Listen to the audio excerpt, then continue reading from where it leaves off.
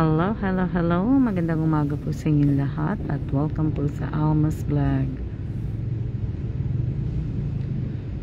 The Peninsula, Manila, tapos yung video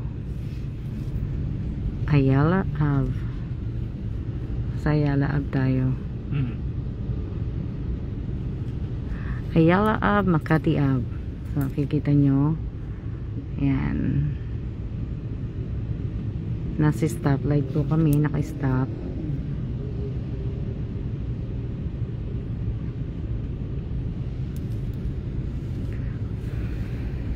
Yan.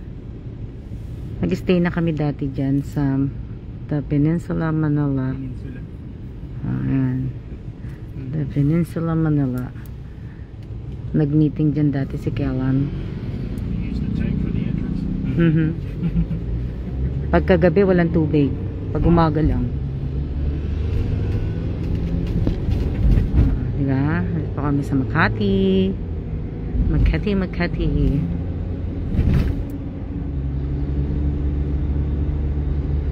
Oo nga, sana wag umulan. Tapos, nandito dati yung building ni Kellan.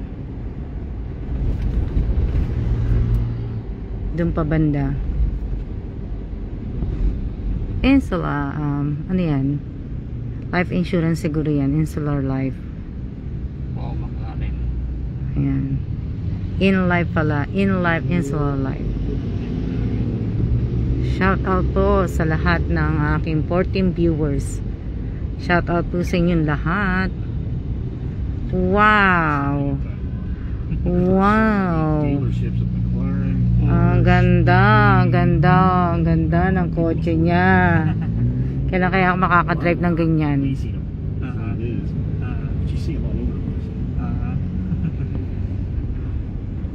Kung alam ko lang dati, mate, nung nandito kami, kung alam ko lang nandito ka sa Makati Med dati, sa sana, ano ibig ko sabihin? Nandito lang office banda ni Kellan dati.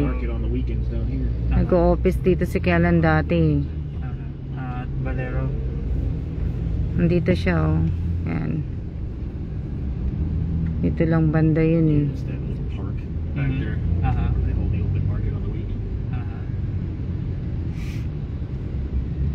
Ganda ng kotse. PBcom Tower. Sa likod natin, ma'am. Asan na? Sa likod natin yung park. Oo nga, gusto ko nasa harapan. Ang ganda. Kailan kaya makaka-drive ng ganun? Hindi po ako nangihingi ng cellphone number. Tsaka bawal po magbigay ng cellphone number pagka nagla-live po ako.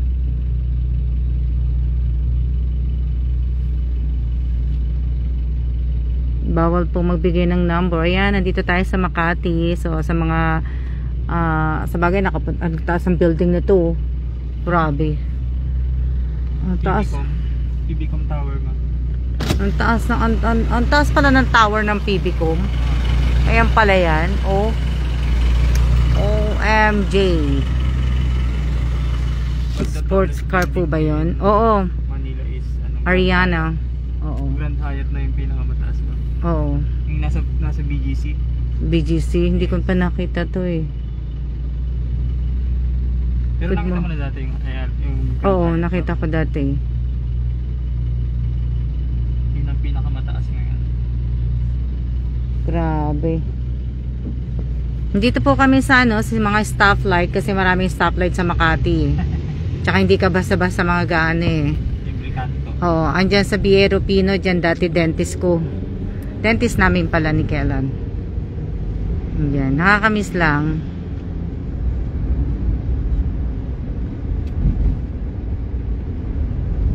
Kung aanuhin pa na magtatrabaho si Kellan, siguro 2 years. Oo. Dito, di dyan ang office pala ni Kellan, dyan dati. Nag-office dyan si Kellan dati. Yan, katabi nitong ano ba to? Ang gaganda, no? Di ba? Maganda.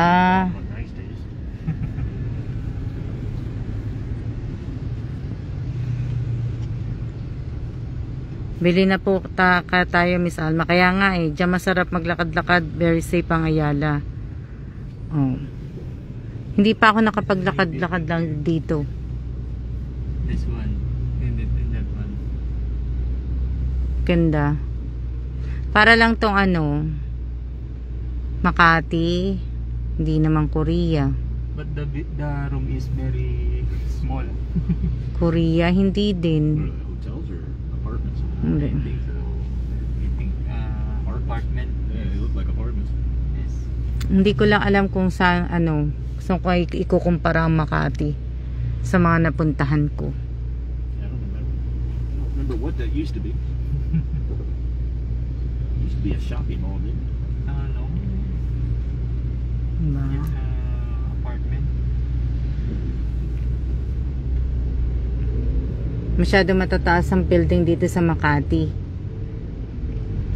Makatakot pag lumindol. Sana safe na silang lahat sa ano pagka lumindol. Sa Taiwan kasi, sa Taiwan ano, tsaka sa Taiwan safe yung building nila. Pero lindol, di ba? Ayun, tataas ng ano, sobra. Kahit yung mga kondo, ang tataas dito. Grabe. Kaya ayoko mo ng kondo kasi tataas eh. Baka sa Taiwan din po, Miss Alma, mataas ang building. Sa ano kasi sa Taiwan kasi hanggang ano lang yata ang building sa Taiwan eh. May limit, parang may limit na number lang ang floor nila eh. Ito na ulit yung sports car, ma'am. Asa na? Yan gusto ko, sasakyan ko. Ayan na. Nilagpasan na ako.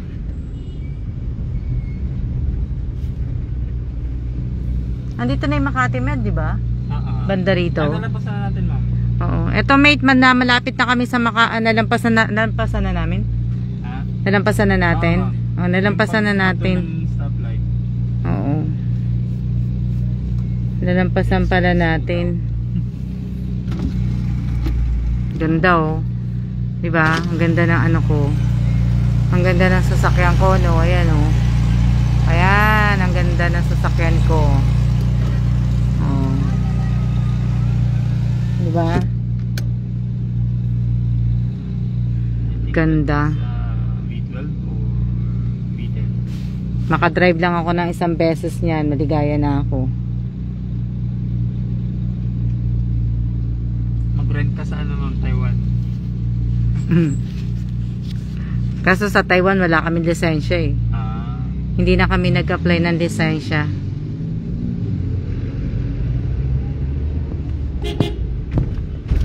Oh, di ba? Ano to? Bank of Makati.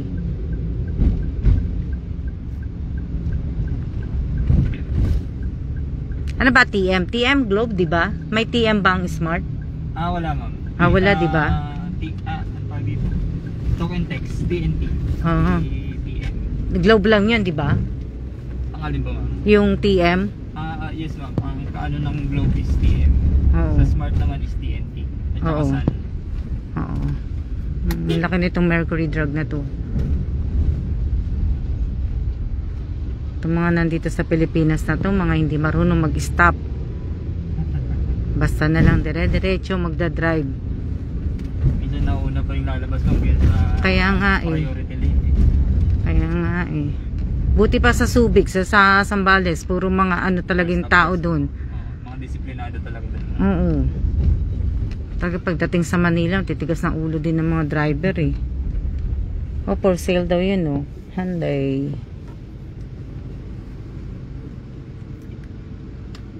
Shout out po sa 20 viewers ko. Yan, dami-dami nyo po. Ang dami yung viewers ko.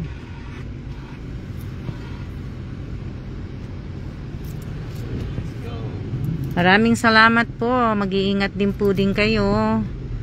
At maraming salamat po. Sandali lang naman po ang biyahe namin. Kaya madami pong nakaka-aksidente. Kahit yung mga motor, mga tricycle. Diba? Eh, o isa photocopy.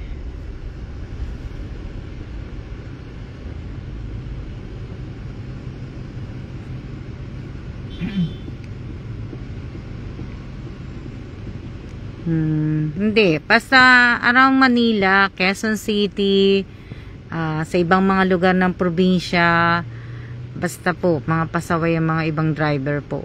Pero pagdating sa Subic po hindi. Sa Subic maani yung mga ano, kasi nga gawa ng ito. Na-adapt nila yung ano, yung US Oo. traffic rules.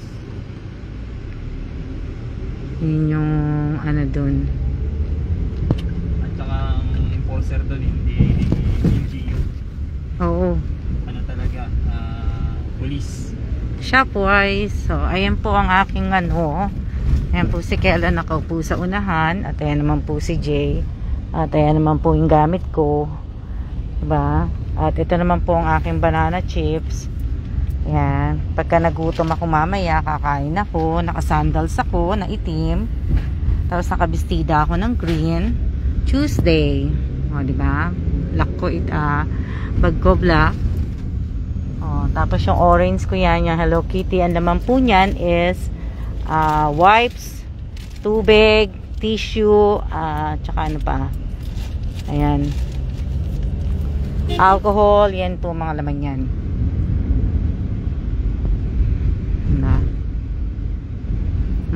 Yung banana chips, kinain ko na yan. Kinain namin ni Kellen habang nagkakwentuhan kami sa Starbucks kahapon sa Glorieta.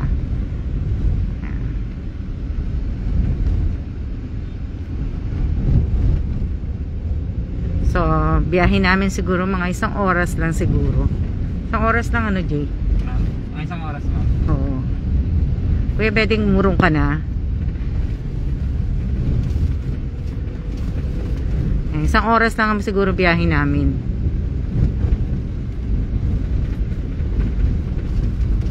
Ayan. Anto, mahina pong signal nyo, Miss Alma. Putol-putol na sinasabi nyo. Okay lang po yan eh. Talagang wala tayong magagawa sa signal ng Pilipinas po. Ouch, ouch. Hindi ka pala nag-EDSA, no, Jay? Ay, hindi ma'am. Itong oras, matraffic ang EDSA. Oo nga pala. Skyway na tayo, magbagsak natin is NLEX na. Oo. Ayan. Putol-putol ba? Okay lang po kasi talagang mahina po. Andito po kami sa Pablo Ocampo. Gumagana kaya yung mga CCTV na yan? Oo ma'am. Kasi karamihan sa CCTV dito sa Pilipinas sa mga post na hindi naman gumagana eh. Sa akin po, Miss Alma, okay naman po. Si Kuya na ano pa siya sa ano ko, sa live ko. Si Tatay oh. Tatay, magdi-deliver ka? Awa naman si Tatay.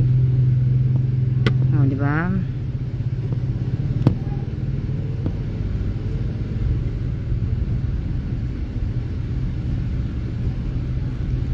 Malaki lubak. Nakikita ko na. Malaki. So sana hindi umulan sa pupuntahan namin. At para naman po hindi sayang yung outfit ko. OOTDs. Sa akin po di naman maayos naman po signal eh. May papalapit na riles ng tren. Di ba? So kaya sabihin, enjoy and be safe. Maraming salamat po.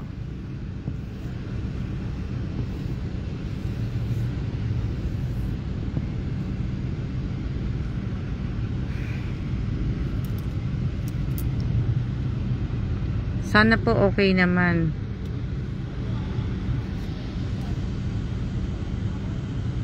Happy birthday po kay Miss Amy Guevara. Happy birthday. Happy birthday, Amy Guevara. Sino pa ba may birthday? Happy birthday po sa lahat po ng mga followers ko at subscriber ko po na may birthday ngayong araw na to. So, happy birthday po sa inyong lahat. Hindi ko na alam kung saan ako naka-live. So, hindi ko po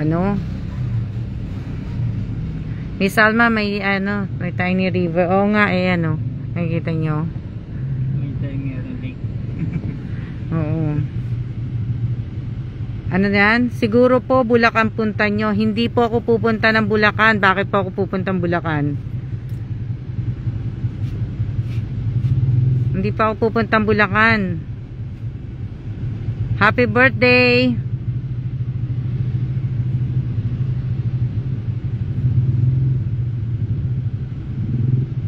Sally Guevara Egdani. Bulacan po. Ba't ako pupunta ng Bulacan?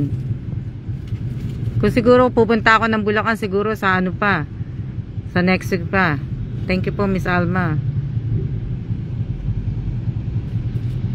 At kung pupunta man po ako ng Bulacan, siguro saglit lang or may dadaanan lang ako. Oh, di ba? Hindi Mahirap matrap sa Bulacan na. tsaka tsaka mahirap pumunta ng Bulacan lalo pag umuulan. Pag umuulan, mahirap magpunta na ng Bulacan kasi hindi kagaya, gusto ko man magtambay sa Bulacan, hindi kagaya ng dati na pagka umulan lang ng konti, okay lang na mag-stay ka ng Bulacan. Pero pagka ngayon, umulan lang ng sandali sa Bulacan, baha na talaga.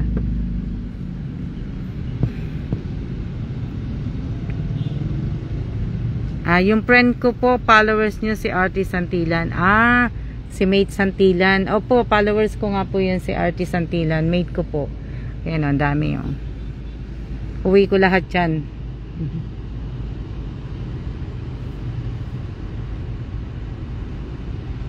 Baha na kagad ang Bulacan, kaya mahirap mahirap tumambay na ng Bulacan. Gustuhin ko man, di ba? Syempre kasi nandun lahat. Gusto ko rin makita yung dati kong mga kaklase, yung mga teacher ko, di ba? Kaso lang mahirap naman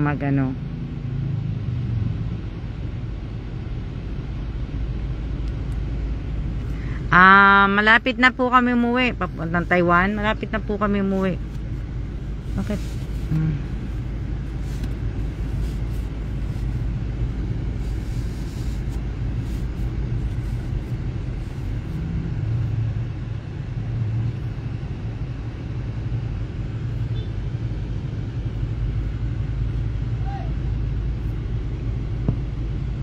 Hala, nasa 89 na pala ako. So, ayan. So, patayin ko na muna po yung aking live. At wala po akong dalang charger. Diba?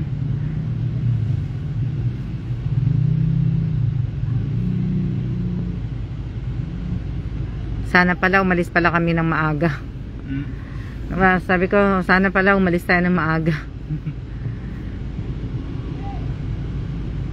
Diba? Pero kung umalis tayo ng mas maaga, ganun din yung traffic. Ganun din. Kasi 9 to 10 is labasan ng traffic. 9 to 10. Yung kakapasok lang din naman ng opisina. Oo. Yung 11 naman, makapasok na yung mga truck pero hindi na ganun mabigat. Oo. Nasaan na tayo? Perlita Street. Perlita. Andito na po kami sa, may dumaan kasing train. Osmeña. Ayan. Diba? Ang luwag oh. Ang luwag. Ang luwag. O, diba? Kaya lang yung daan talaga ng Pilipinas, lubak-lubak pa rin talaga. Hindi pantay-pantay yung pagka Hindi naman, puro lang, road repair lang. Oo. Sira talaga gulong mo sa daan sa Pilipinas. Magandang umaga po. Happy road trip po sa inyong lahat. Sa inyo. Sira talaga gulong mo. Daming lubak.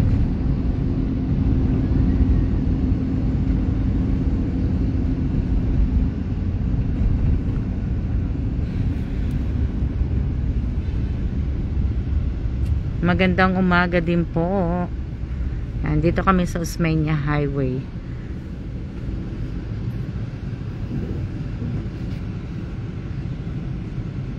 So ayan, See ya na po. See ya, see ya. See ya.